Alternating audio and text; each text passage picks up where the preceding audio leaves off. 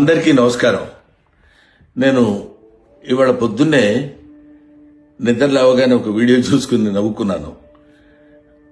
నేను నిన్న మోహన్ బాబు గారి ఫంక్షన్కి వెళ్ళేటప్పుడు లేట్ అయిందని కొంచెం హడావుడిగా వెళ్తున్నాను.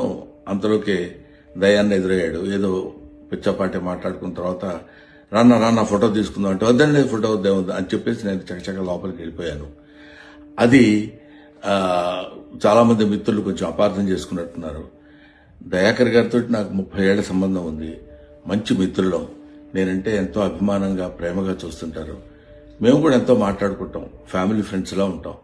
అటువంటిది సరదాగా ఆయనతో నాకున్న చనువుతోటి నేను ఉండండి అని చెప్పేసి కేలా తోసి వెళ్ళిపోతే దాన్ని నేను ఆయన ఏదో కావాలని తోసినట్టు ఏదో ఒక రకమైనటువంటి మిస్అండర్స్టాండ్ తోటి మిత్రులు, మీడియా మిత్రులు అలాగే దాన్ని అపార్థం చేసుకున్నారు.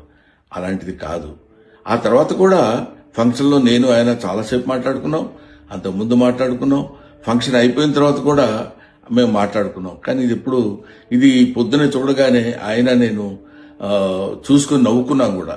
ఇది చూడడానికి మిత్రమా ఇట్లాగా అనుకున్నారు అన్న ఇట్లాదే దీన్ని మిస్అండర్స్టాండ్ చేసుకున్నారని ఆయన అంటే నేను కూడా ఎంతో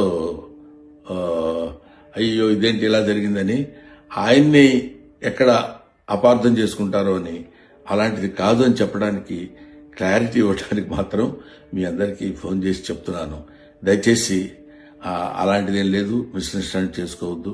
ఇన్ని సంవత్సరాలుగా ఆయనకి మాకున్న అనుబంధంతో మేము ఇద్దరం సరదాగా అలా మాట్లాడుకున్నాం తప్ప వేరే విధంగా కాదు.